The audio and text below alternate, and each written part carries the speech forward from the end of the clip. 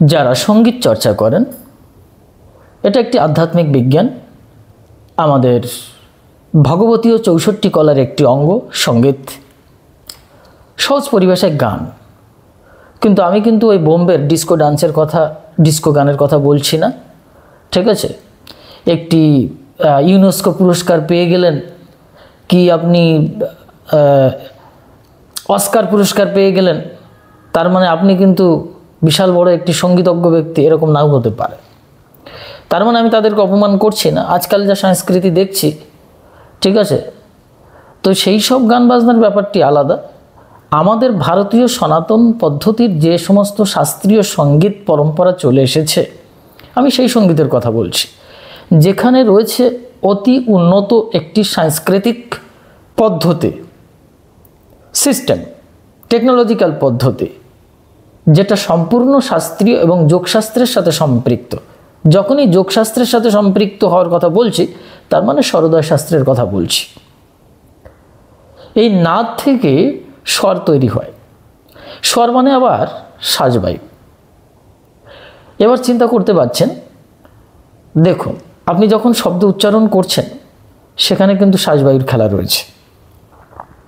শব্দ ব্রহ্মেতি তাং প্রাহু সাক্ষাৎদেব সদাশিব, অর্থাৎ অনাহতেষু চক্রেষু, এই অনাহত চক্রে শব্দরূপী সদাশিব শঙ্কর বিদ্যমান, যার নাম হংসধ্বনি বা সোহমধ্বনি।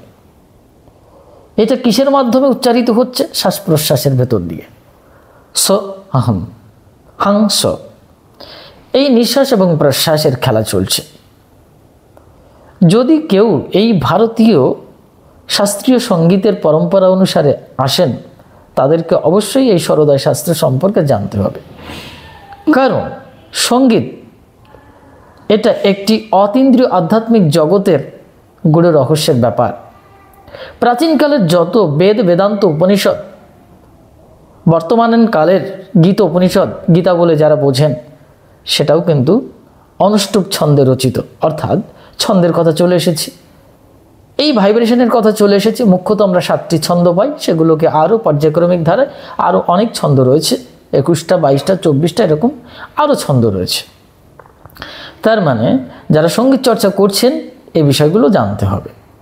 যারা শাস্ত্রীয় সঙ্গীত চর্চা করেন তারা জানেন, যারা এই সঙ্গীত বিশেষজ্ঞ তারা এটা জানেন। এখন বক্তব্য হচ্ছে, আপনি যখন এই ভারতীয় সনাতন শাস্ত্রীয় সঙ্গীতের চর্চা করছেন, আমি কিন্তু ওই স্নানের ঘরে বাষ্পে ভাসো এইসব গানের কথা বলছি না, তো মানে আপনি হাওয়ার উপর দিয়ে চলছেন, আপনার বেজ নেই কিন্তু আপনি হাওয়ার উপর দিয়ে চলছেন। ছোটোবেলায় বা আমাদের পড়াশোনার জীবনে আমার এক দাদা, সিনিয়র দাদা বলতো কি, তুই বড্ড হাওয়ার উপর দিয়ে চলছিস, পরে টের পাবি। সত্যি তখন বুঝিনি, এখন এসে বুঝি। মানে চাল নেই, চুলো নেই, দিবারাত্রি সবসময় স্বপ্ন দেখেই ব্যতিব্যস্ত, কর্মক্ষেত্রে তার কোনো বাস্তবিক ভূমিকা নেই, তাদেরকে বলা হয় হাওয়ার উপর দিয়ে চলছে। তো সঙ্গীতের ক্ষেত্রে যদি বেজ না থাকে, তাহলে সেই সঙ্গীত পরিবেশন শাস্ত্র নিষিদ্ধ বলা হয়েছে। এবার আপনি বাথরুমে গাইতে পারেন, বিভিন্ন জায়গায় গাইতে পারেন, রেকর্ড করতে পারেন, ইউটিউব দুনিয়া যা ইচ্ছে করতে পারেন, এটা আপনাদের ব্যক্তিগত ব্যাপার। কিন্তু শাস্ত্রীয় সঙ্গীতের একটি বেজ থাকতে হবে। যারা বিশেষত ক্লাসিক্যাল শাস্ত্রীয় সঙ্গীতের চর্চা করেন বা পণ্ডিত বিশেষজ্ঞ রয়েছেন, তারা এটা জানেন। তাদের গলা শুনলেই বোঝা যাবে, তাদের গায়কী দেখলে বোঝা যাবে, তাদের শব্দ নাদ উচ্চারিত হলে বোঝা যাবে। কত বছরের সাধনা এটা। ওস্তাদ আলাউদ্দিনকার জীবনী দেখুন, তানসেনের জীবনী দেখুন, হরিদাসের জীবনী দেখুন, জয়দেবের জীবনী দেখুন, আরও পরম্পরা রয়েছে, আরও অনেক বড় বড় নাম জানা অজানা শেষ নেই ভারতবর্ষের শাস্ত্রীয় সঙ্গীতের সঙ্গীতজ্ঞদের। তো সেখান থেকে বলতে গেলেই এটাই বলতে হয় যে সঙ্গীত একটি সম্পূর্ণ ডিভাইন, একেবারে দিব্য। এই দিব্যতার ভেতরে প্রবেশ করতে গেলে আপনাকে এই শব্দতত্ত্ব সম্পর্কে জানতে হবে, ব্যাকরণ জানতে হবে এবং শ্বাসবায়ু তত্ত্ব সম্পর্কে জানতে হবে। সম্পূর্ণরূপে যদি এই স্বরশাস্ত্র জানা যায়, তাহলে ঠিকঠাক হয়। এখন আপনি এই সঙ্গীত চর্চা করছেন, কিন্তু আপনি সরোদয় জানেন না, যোগ বিজ্ঞান জানেন না, শরীর তত্ত্ব জানেন না, তখন কিন্তু সেটা সাইড এফেক্ট হতে পারে। কীরকম ধরুন, আমাদের সেই সরোদা শাস্ত্রে বলছে যে আমরা বেঁচে আছি কেন, প্রাণ আছে কেন জানেন? প্রাণের আরেক নাম হচ্ছে বায়ু, প্রাণবায়ু। এটা কোথা থেকে প্রবাহিত হচ্ছে? নাসিকার শ্বাসবায়ু দ্বারা। যখন এটা আমরা ত্যাগ করি, যখন আমরা এটা ত্যাগ করি অর্থাৎ শ্বাস ত্যাগ করছি, শ্বাসবায়ু ত্যাগ করছি, ওটা যদি ফিরে না আসে তাহলে আমাদেরকে মরে যেতে হবে, অর্থাৎ আমরা মৃত্যুবরণ করব।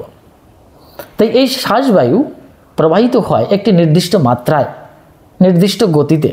স্বাভাবিক যে গতিটি সেটা হচ্ছে নাসিকার থেকে নিচে 12 আঙ্গুল পর্যন্ত যখন এটা বেরোয়, আর যখন প্রবেশ করে সেটা 10 আঙ্গুল পর্যন্ত। এই জন্য সরোদা শাস্ত্রে বলছে প্রবেশ 10 প্রক্ত নির্গমে 12 আঙ্গুলম।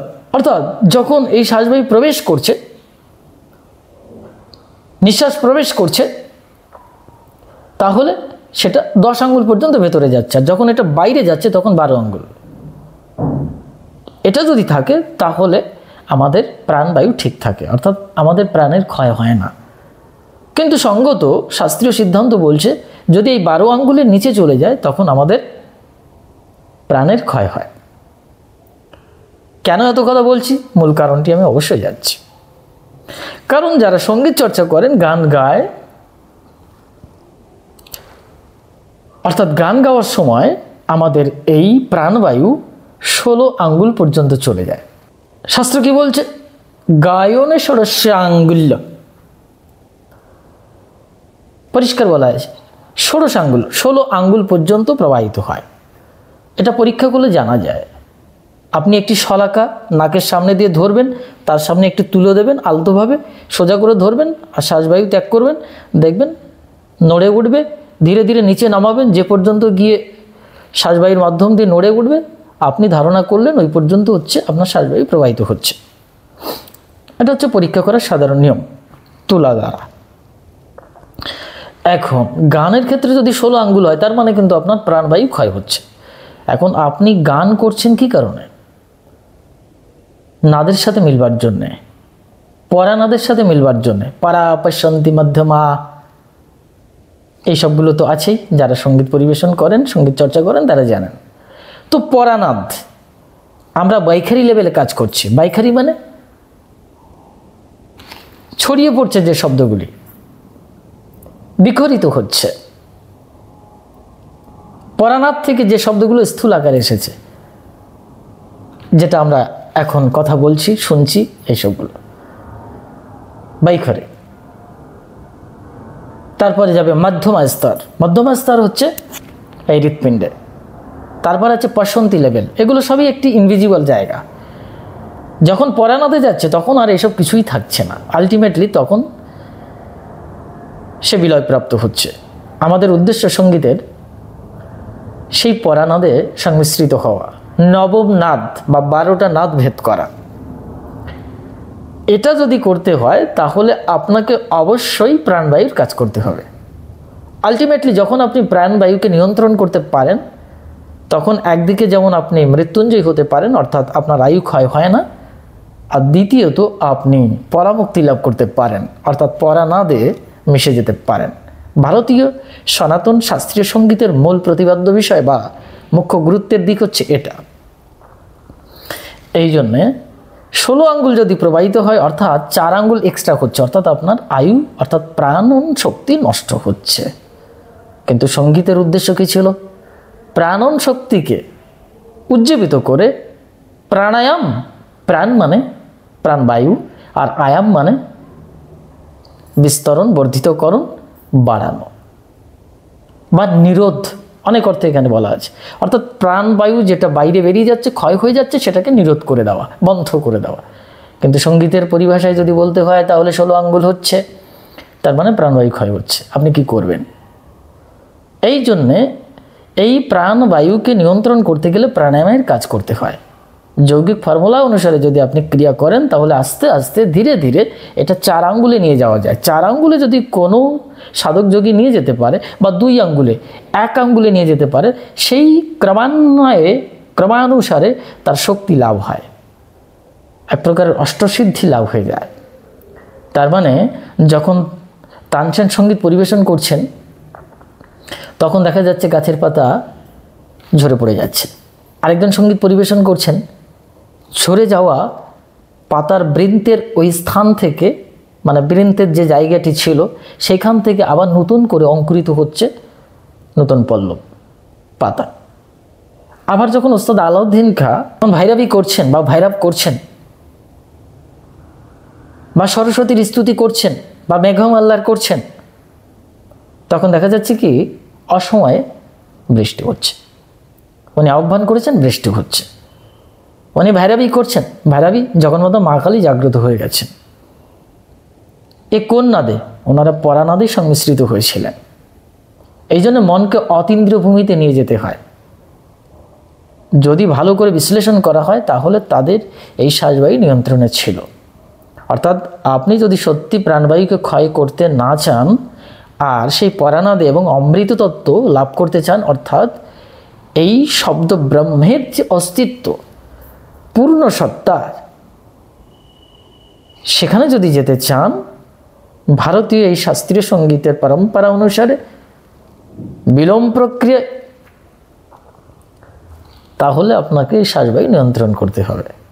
অর্থাৎ 16 আঙ্গুলে থেকে আরও কমাতে হবে, মিনিমাম 12 আঙ্গুলে ধরে রাখার চেষ্টা করুন। তার জন্য একটি সঠিক সদ্গুরু পরম্পরায় সঠিক যোগগুরু বা যারা সঙ্গীত অজ্ঞ, বিশাল বড় পণ্ডিত, যারা এসব তত্ত্বজ্ঞ পুরুষ, তাদের কাছ থেকে পরম্পরা অনুসারে শিষ্য গুরু পরম্পরা এটা শিখতে হবে, জানতে হবে এবং এই সঙ্গীত চর্চা করতে হবে। যদি করা যায় তাহলে সঙ্গীতের যে আসল নিগূঢ় রহস্য, আপনাকে বোম্বে গিয়ে বা বিভিন্ন স্থানে গিয়ে, বিভিন্ন প্ল্যাটফর্মে গিয়ে অল ইন্ডিয়া বলুন, অমুক বলুন, তমুক বলুন, নাচানাচি করতে হবে না। এগুলো তো লৌকিক জগতের। হাঁটুতে যতক্ষণ বল আছে, গলায় যতক্ষণ শ্বাসনালী আছে, আপনার চলবে, কিন্তু আরেকটি পর্যায়ে গিয়ে সবগুলো থাকবে না। এই জন্য চিরস্থায়ী যে সঙ্গীতের ভাবধারা, সেটা জানতে, করতে গেলে, বুঝতে গেলে আপনাকে একটি সঠিক সাধনার ভেতর দিয়ে যেতে হবে। এই জন্য চেষ্টা করবেন একটি সঠিক প্রক্রিয়ায় সঙ্গীত চর্চা করবার।